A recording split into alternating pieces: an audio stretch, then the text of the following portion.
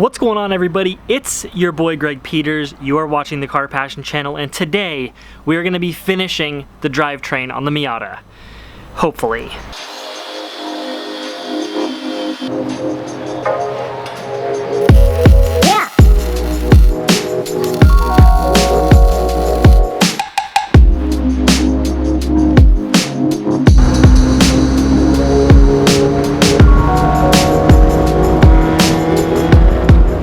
So what I've got right behind me here are some beefy looking drivetrain components. The star of today's show is this GM Getrag G80 limited slip differential that comes out of most 2005 to 2007 Cadillac CTS and STS models, also the Pontiac Solstice and other similar cars. They come in a wide range of ratios from 323 to 342 to 373 and even 391.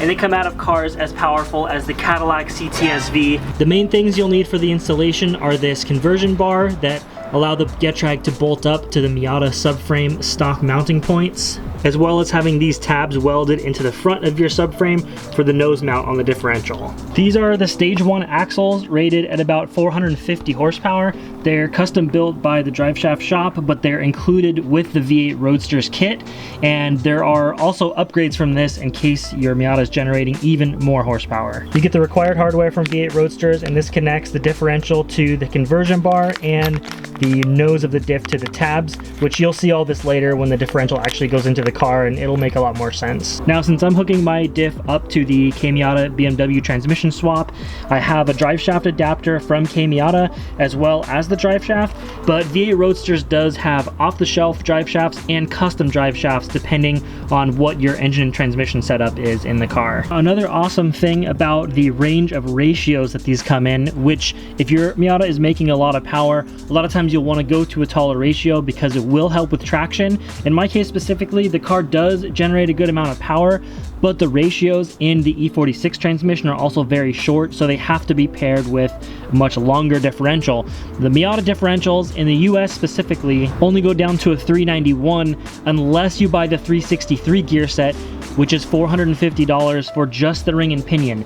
This differential right here was under $200 shipped to my door and is much stronger than any of the Miata variants. It's got about 100,000 miles on it, and the only thing I did was replace the axle seals because when they sit outside for a long time, they do tend to leak when they're reassembled. And I've gone with the made in Mexico seals because they are specifically for racing purposes only. I think the street seals are available, but you know we're going all out here on the Car Passion channel. Now, since the tabs do have to be welded to the subframe and I do not have a welder myself, I'll be bringing the car and the complete swap to a friend's shop. We're gonna change everything out there. I'll have him weld the tabs in and we'll be well on our way. You'll see just how easy this swap is. Never before seen on the Car Passion channel. The car on, well, how's it pronounced? Life? Oh, lift. But this is gonna make today's swap a lot easier.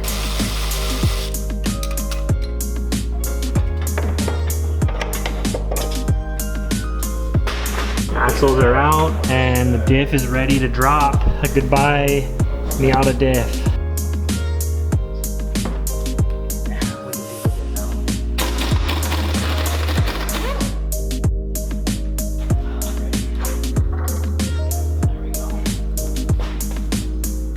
So all the Miata equipment is out and ready to start working on putting the Getrag diff into the Miata. The V8 Roadsters bar just goes up into place the same way the stock diff does.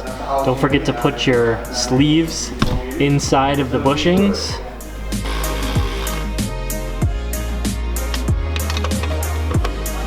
On the right side, you got to make sure your bolt is in before you put that brace on, because as you can see, there's no way to put it in once it's on there. It mounts up with the factory diff mounting plates.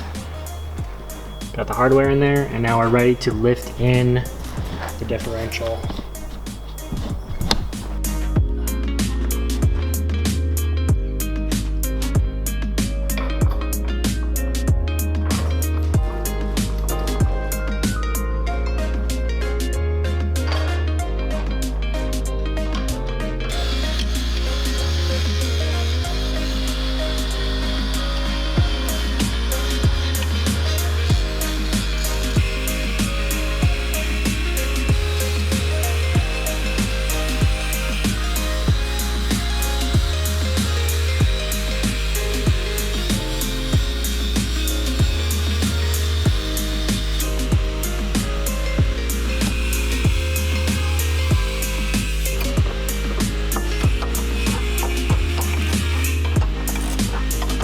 Oh, is that?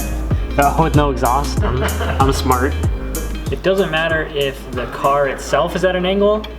All I have to do is make sure the angle of the pinion on the diff matches the angle of the output flange on the trans in opposite directions. And then the U-joints on the drive shaft will be phased, and we'll hopefully avoid any driveline vibration.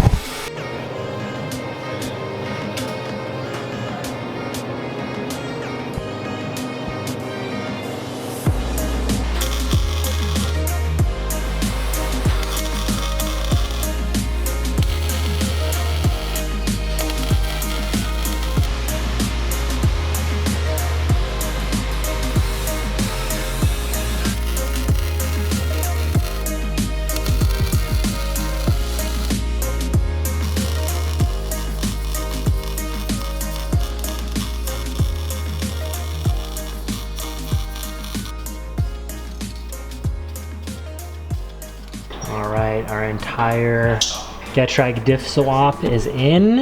Everything has fit nicely. Exhaust is definitely gonna have to be redone a little bit to fit correctly, but it should at least be able to drive home. Another successful day at Rob Spec Performance.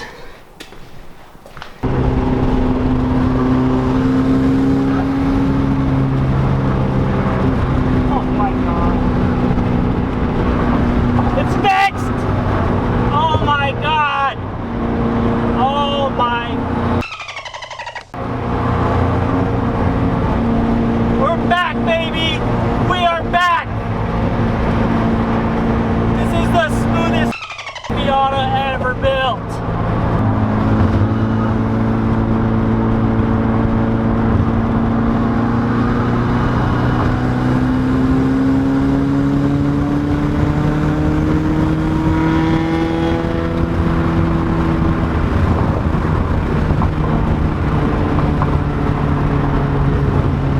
Oh my God. Oh my God. Oh my God, I cannot believe this. I cannot believe this. I don't really have any words right now. I took the car up to about 115 miles an hour and it was pretty much completely smooth all the way up to that speed. I've been fighting this issue for so long. I don't even remember what it was like to drive the Miata as a just normal, good, smooth driving car. I still at this point could not tell you what the problem was. Now we put this Getrag diff in the car. All the angles are exactly the same as they were before, and everything seems perfect. So it's like a huge weight off my. I don't even know what I'm saying. Right. Okay, we have a couple things to talk about here. Number one is the V8 Roadsters Getrag differential swap. Very easy install, just a little bit of minor welding. And the most important part of that swap is getting the pinion angle correct. No matter what transmission and engine setup you're running, getting that angle correct is the most important part of that swap, because it's not just a slap it together and it's right type deal. Those tabs have to be welded at the right height to get the pinion angle correct. So that's very important, but other than that, it all went together very easy.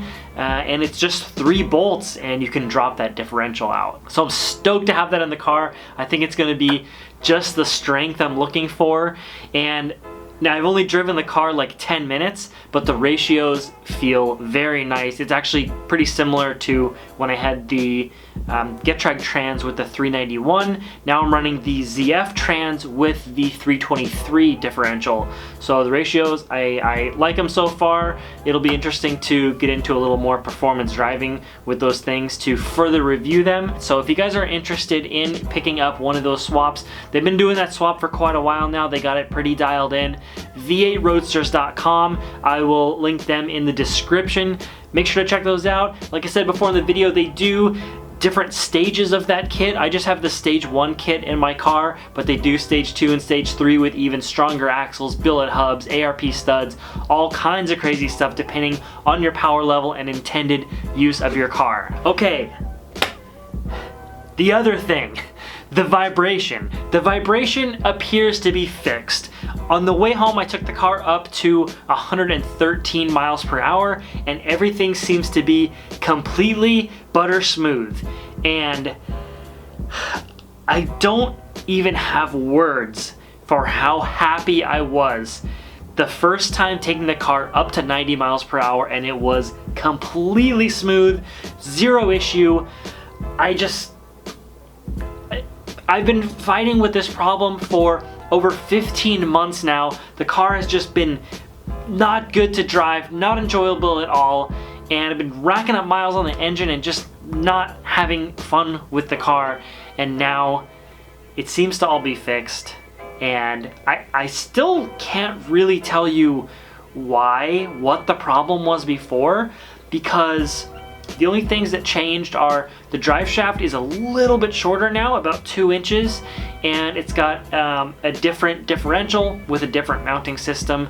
I don't know why that would fix such a severe vibration, but it looks like it's fixed now. I'm extremely happy about that, so I can kind of carry on with the project and address a lot of other issues. But other than that, I really don't have anything more for you guys today. I can't wait to take the car out for an extended test drive and get some aggressive driving in on it. The drivetrain right now should be absolutely bulletproof. It's got a diff from a 550 horsepower V8 car. It's got a trans that people send that thing on 800 horsepower drag launches, no problem.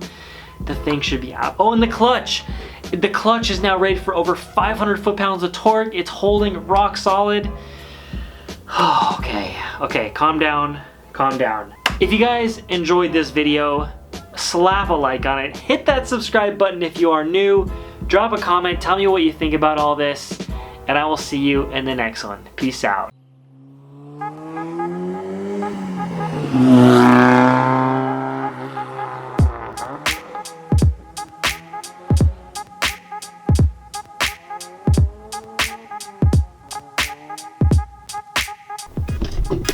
Look at this.